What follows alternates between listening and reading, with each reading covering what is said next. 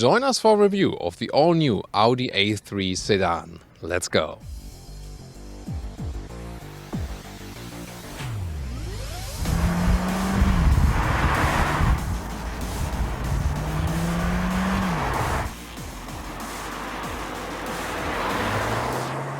Please subscribe to us if you haven't done so far, and thank you so much for all long-term subscribers.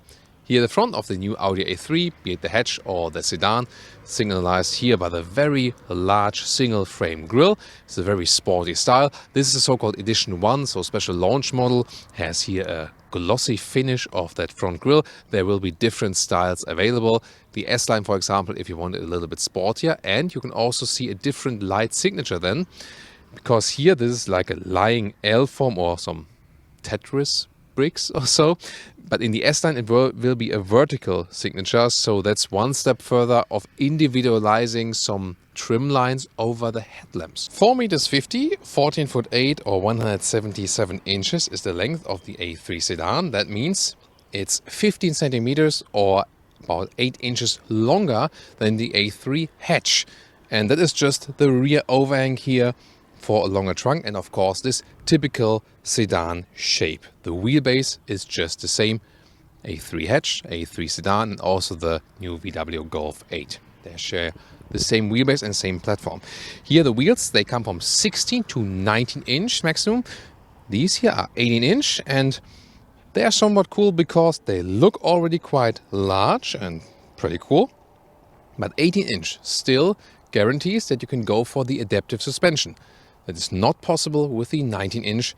So if you want the best visual choice but still want to go for the most comfortable optional suspension, then go for this. At the rear here, of course with the A3 Limousine, you do not have this typical hatch style, but rather also an elegant rear ending, and they also very well integrated some kind of spoiler lip right here without adding something just additional separate layer here. So I think this is a good solution. Then more horizontally drawn, these tail lamps, also with a nice modern signature as well. 35 TFSI is the official naming. And of course I wanted to show you this here, the Thomas Blue A3 sedan. Audi calls it Turbo Blue. Really striking blue color, that's how I love it. And you can see this is also the S-Line exterior package, and then you can see the vertical daytime running light signature, as well as different lower bumper, and also here this honeycomb air intake style. It's of course fake in this case, just a design element. And also at the rear then you have fake exhaust, in this case real fake exhaust.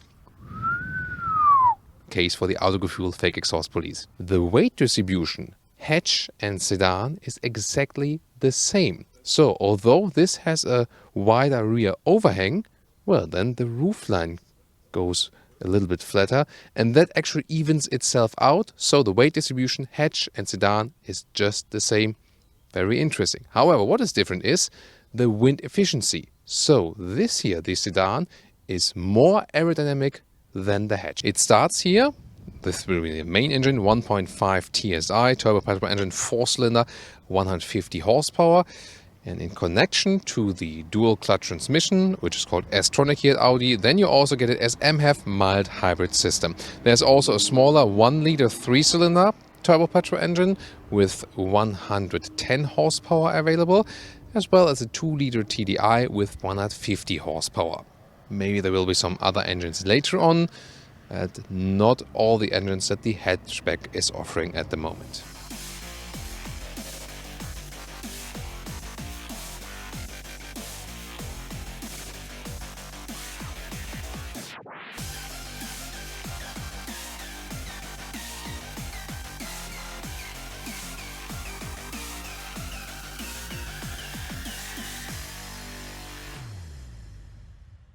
This is the car key, slim and light with a matte finish. Then door closing sound. Yeah, very solid, like that. Inside of the doors, the top part is somewhat soft touch. It's not entirely hard, but it's not super soft, but I think it's totally okay. A nice insert right there for design, and leads over to the special door handle, which is controlled from the lower entry. And that's actually more ergonomical and also looks fancy. Then more soft parts right there, also for the armrest. Then the buttons here, clicking sound. and also for, just holding it and pushing it further for the auto up and down for all 4 windows. Then we have the S-Line entry badge here, because this is here an S-Line interior package. There you can also see that the steering wheel has a perforation at the side and also an S-Line badge then at the lower part. Sticking out are these air vents. You can see it right here already. This is a new design element, so to say, for this generation. This is really splitting opinion because it's so prominent also design-wise.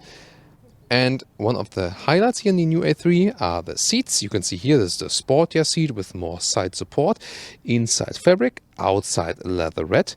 So it's animal free, and also the fabric is very well sustainably sourced because it's done from PET bottles. So they use recyclable materials or recycled materials, not only for the seats, but also for the floor mats, for example, and for the material below that. So more sustainability at Audi finally here beginning in the compact segment. Not in the upper class vehicles yet, but here in the compact segment. There are different seats also available, forms and also surfaces. You can check them out in our A3 hatch review. We have a lot of them we had on location, so if you want to see more variation, tune into that review later. Let's now get inside. Quite easy entry, and well, you feel like being in a compact vehicle, but you have an open space here due to this new interior setup. With 186 or 6'1", there's still enough headroom left. The left side, by the way, is 12.3 inch, but that's an option. You would start with a smaller 10.25 inch digital screen, and I think, can't they just make one display on the left part? I think that should be standard, shouldn't it? On the right side, however, you always get the 10.1 inch screen. That's it. Soon more details to both screens.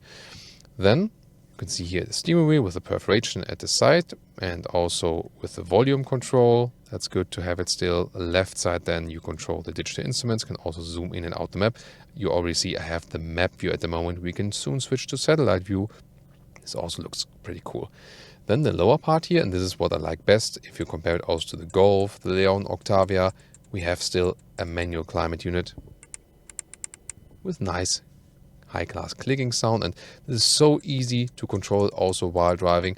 I would have loved still the knobs to turn, that's even easier, but I'm still glad to have at least this here. Integration all over the screen, and let's listen to this optional B&O sound system, 15 speakers. For a combi vehicle, one of the best systems, I think. Wow. Awesome sound indeed. Really cool. We have tested other sound systems here, also in the hatchback review. So there's one optional sound system that already sounded very good, and this one here tops it even further. But if you don't want to spend so much money for the B&O sound system, you can also go for the mid-trim sound system. It's also already quite good. Then the GPS right here, taking a look. This is the more, overview map, the basic one, which is actually better for navigating, I think. See also the CPU is better than in the VW Golf 8, where the infotainment system lags behind. So that's better with the Audi as well. And then we can also go for the satellite map system here. Let's go back then to the map right there. And here we have then the satellite view. This is of course pretty fancy to see. However, while navigating, I'm not sure if it's the best for the overview. I think you can decide that. And the other thing you can here have in the car menu, there you can see the Audi Drive Select, for example. When we switch to different driving modes, then you also have this visualization.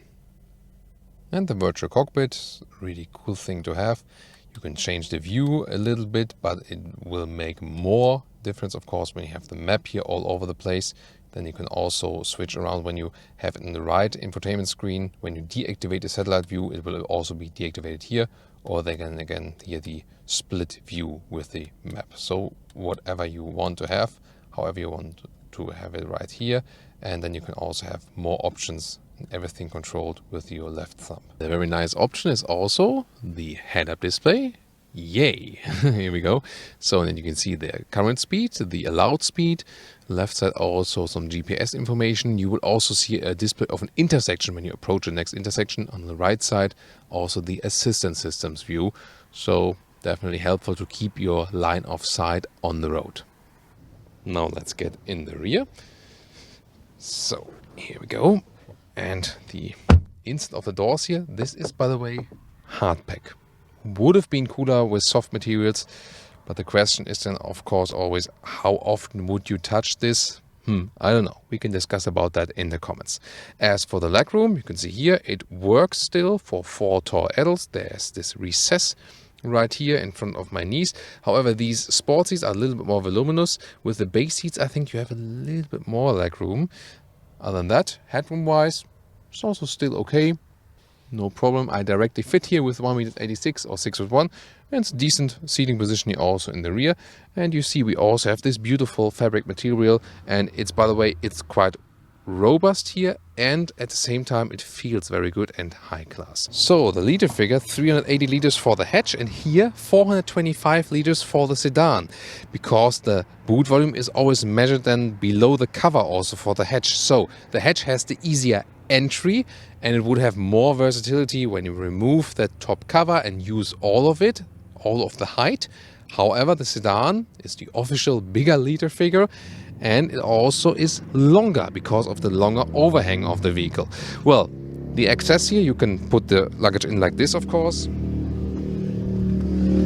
That's easy, but then what about the vertical way? Yet it still fits like this, so you can see that works.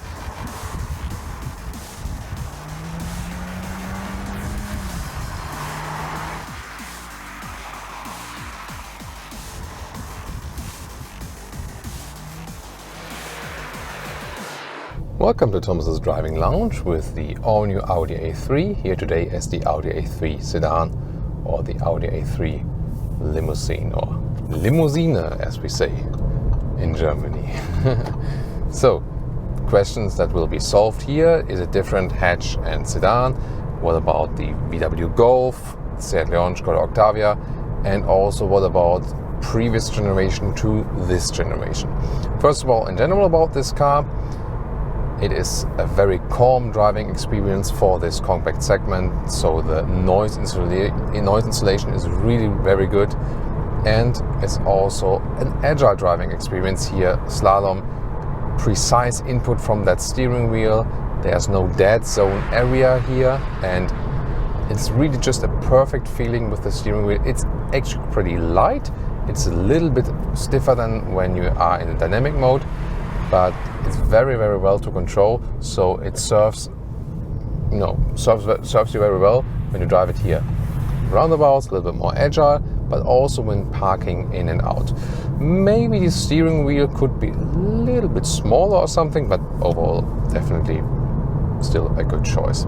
The seating position is also a little bit lower here in this new generation A3, so that gives you more headroom as we shown you earlier, but also it feels a little bit sportier. And it's a really good thing that just yesterday I was driving the VW Golf 8 once more, and of course all these platform siblings, they feel somewhat similar, but yet again every single vehicle of these, it does have like their own unique features, and the Audi A3 to me feels the sportiest. First of all, the Golf and the A3, they share the very same wheelbase, so with the shorter wheelbase they're a little bit sportier to drive than the Skoda Octavia and the Seat Leon. And in the A3 you have the feeling you sit a little bit lower, the suspension is also set a little bit sportier than in the Golf, so the Golf feels a little bit more comfortable,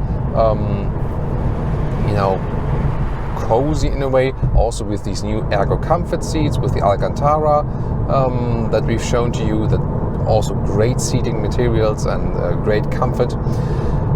Here then you get a little sportier feeling. It's not that you would have like a sports car like feeling, but definitely it feels sportier than the other siblings. And I mean, again, there's not a big comfort loss or so. River Danube here, by the way, beautiful.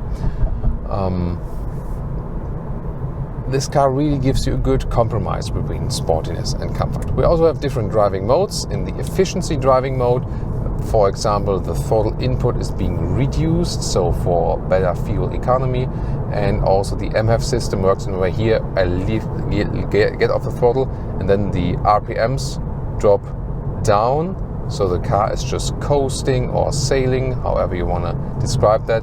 and then the engine basically shuts off.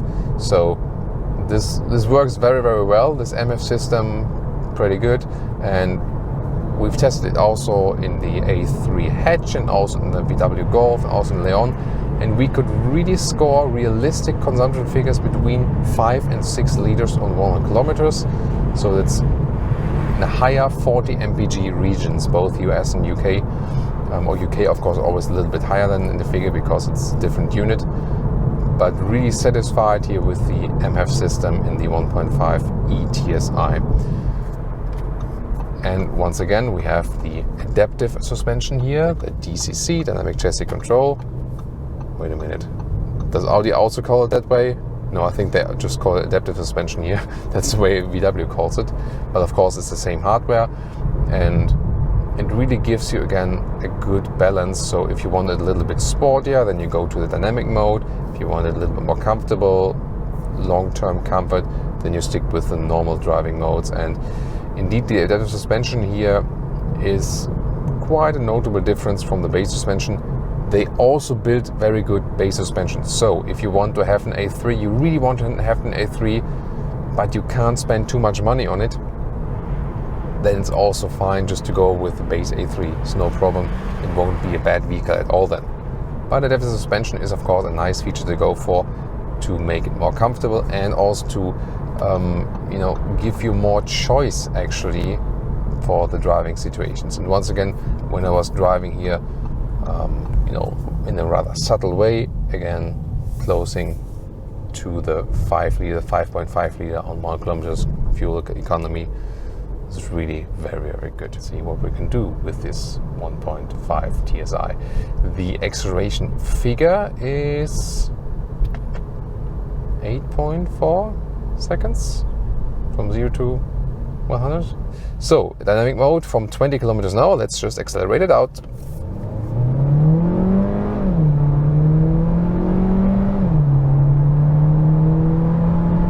Plop, 100 kilometers an hour or 60 miles an hour. You see here, that's definitely enough performance. And you also heard it stayed really in a very low gear. So this happens then in the S mode. The engine felt, and you heard it, probably a little bit stressed. Of course, not a performance engine. That's not how it's laid out to be. But you see, when you need the power, it's still already there.